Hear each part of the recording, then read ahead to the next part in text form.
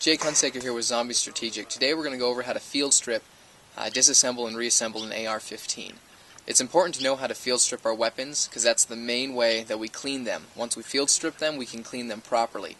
Also, while in a firefight or whenever we need to use our weapon, if there's a malfunction and immediate action does not work, we need to move to remedial action, which means we need to break down our weapons and find that problem. So the only way to do that is to learn how to disassemble and properly reassemble your weapons. We're going to go ahead and begin the field strip or disassembly and reassembly of an AR-15. And the first thing that you always want to do before you field strip a weapon is make sure that the weapon is not loaded. So in order to do that, we're going to make sure the weapon's on safe. We're going to open up the chamber, visually inspect inside that there's no rounds. And then we know that our weapon is on safe and that our weapon is not loaded. So we are good to begin the field strip.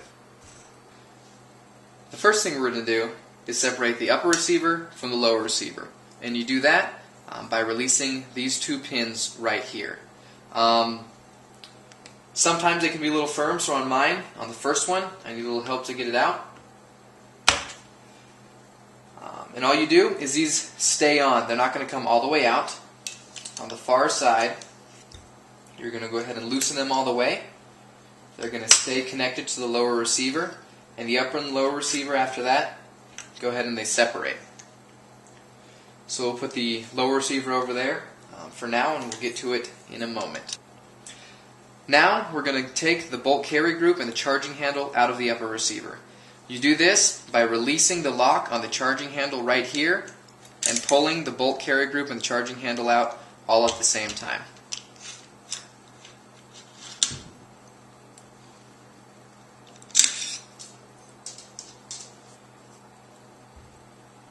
Now we're going to begin disassembling the bolt group, which is right here. First, what you're going to do is you're going to take out the firing pin retaining pin, which is found right there.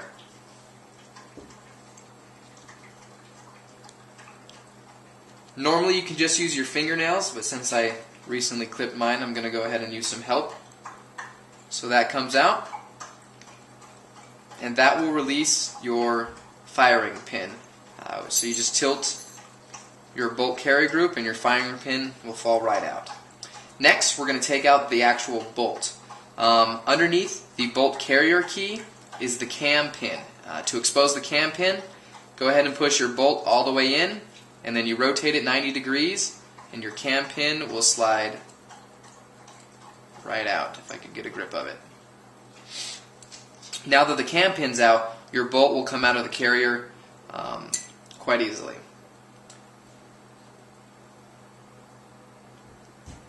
Next, we are going to disassemble the actual bolt. And what we're going to do is we're going to take off the extractor. And you do this by punching out the extractor pin, which is right here. A lot of times you need help with this, so a lot of people use their actual firing pin.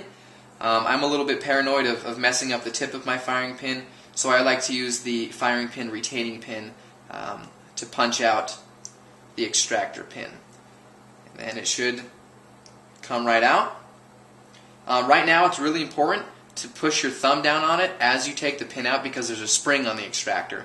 And you don't want the extractor to flip out, and you don't want that spring, I don't know if you can see it, which is right there, to fall out easy, or to fall out either, because that's quite easy to lose. So this is the extractor, and now this is your bolt without the extractor, and that is a complete disassembled upper. On many uppers, you can take off the guardrails. We're not going to go over that today because my particular weapon has a free float fixed quad rail, so it stays on just all the time. Next, we're going to finish field stripping or disassembling the lower receiver of the AR-15, which really means we're just going to take out the buffer and the buffer spring or the action spring. So what you're going to do is right here there's a buffer retaining pin that doesn't actually come out. You push it down. Once again, you can use your fingernail if you have them, or any other kind of tool. You push that down, and your buffer spring are going to come right out of your buffer tube. Then all you have to do is separate the buffer spring or the action spring from the actual buffer, and now your AR-15 is completely disassembled. Now we're going to go ahead and reassemble the AR-15, and basically you do everything in reverse. So you're going to go ahead and take your buffer and you're going to reattach it to your buffer spring, and you're going to slide it right down inside the buffer tube,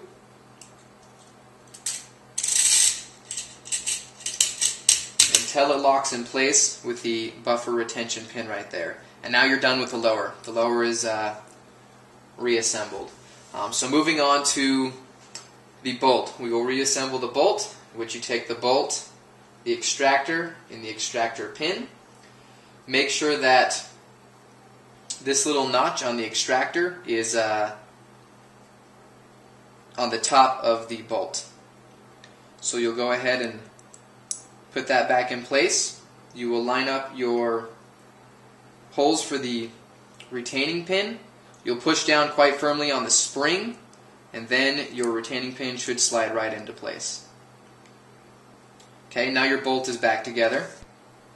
Now we're going to place the bolt back into the bolt carrier. So in order to do that, right here there's going to be two different openings or holes on your bolt. One is actually slightly bigger than the other, and you need the bigger hole to face you.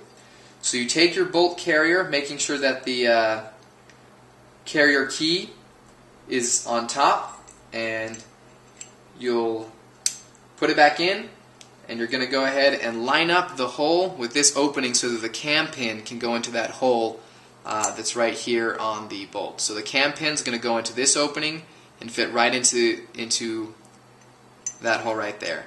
One way to make sure that you have the right hole facing towards you is the extractor most of the time is going to be on the right side of the bolt carry group. So if you look at it like that, it's going to be right here on the right hand side, and most of the time with most AR-15s that means that the hole is in the correct place. You then take your cam pin and you slide it right on inside, turn it 90 degrees, and then you go ahead and you lock out your bolt. So now you're good to go.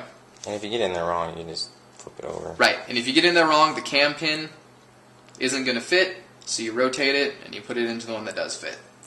No big deal.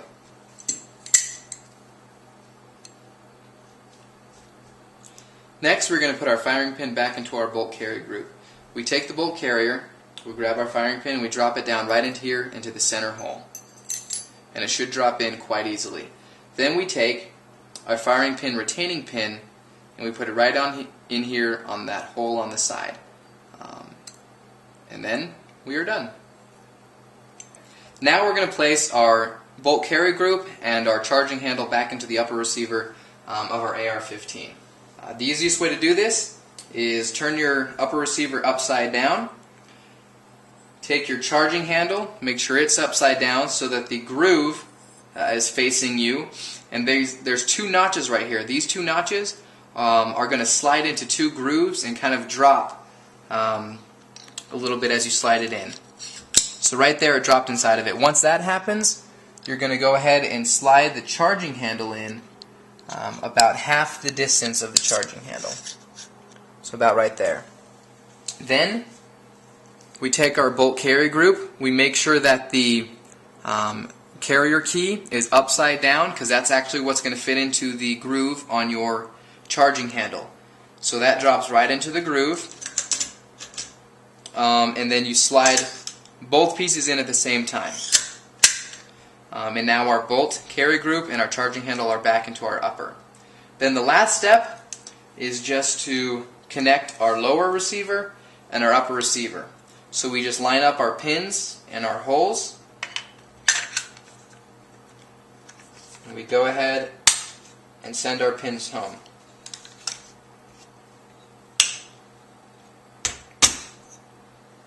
Okay, now we're all back together and it's time to do a functions check. And the way that we do that is we're going to go ahead and take our weapon and we're going to charge our weapon. Then we're going to move our safety selector switch from safe to fire, and we're going to pull the trigger. And now when we pull the trigger, we're going to make sure that the trigger stays down. So we pull the trigger, we do not release the trigger, and then we charge the weapon while we're squeezing the trigger.